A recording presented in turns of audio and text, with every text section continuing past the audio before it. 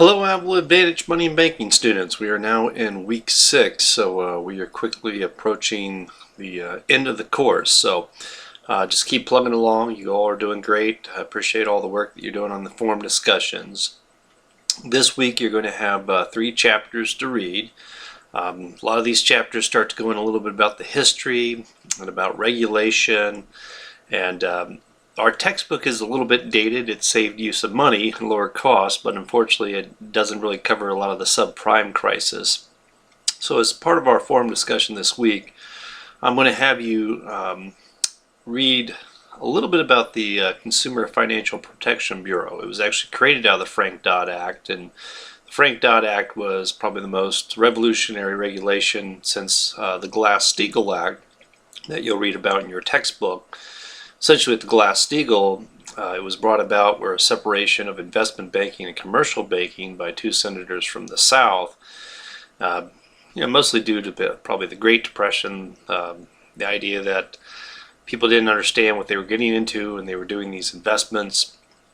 So the Frank-Dodd Act said, hey, there was not enough understanding about all these derivatives and all these subprime mortgages, and how did we allow this to happen? So they put a lot of new regulation in place.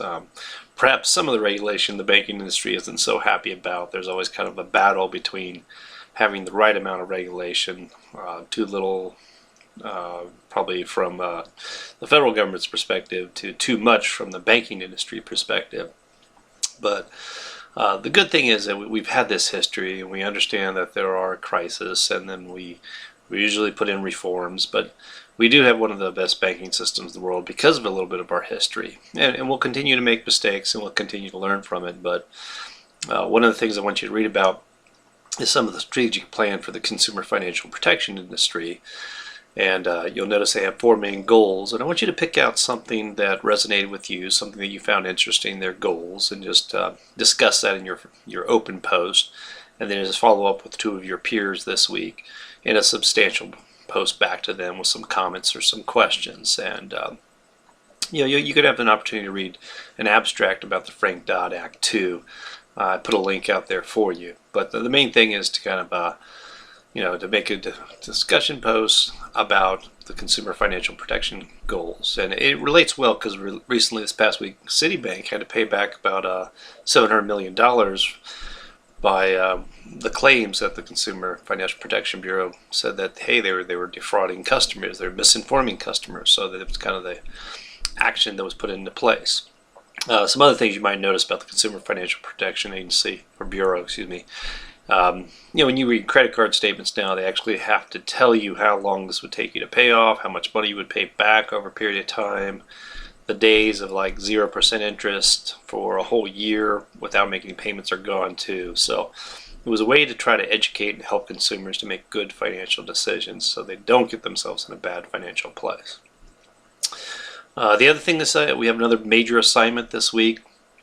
You're going to be wrapping up the one with the kind of the economic calendar one, where I'd asked you to kind of pick something out each day for the past 4 weeks. So you figure about 20 items that you would have. I'll get that grade and get that wrapped up. But another major portion, 20% of your grade, last week was that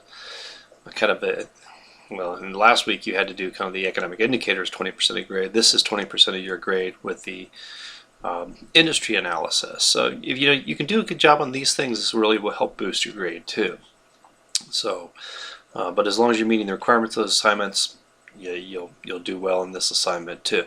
So with this, I want you to I put some directions out there in the module for that this assignment for the industry analysis. But essentially, I want you to pick out using what you've used in the previous assignment, kind of make an assessment of how the economy is doing. A little bit about, you can use some of those indicators, but give overall financial, economic performance, where do you see it headed, and then the idea is then pick a particular industry that you're interested in doing some research on, whether it's the energy, pharmaceuticals, the movie industry, automotive, whatever interests you.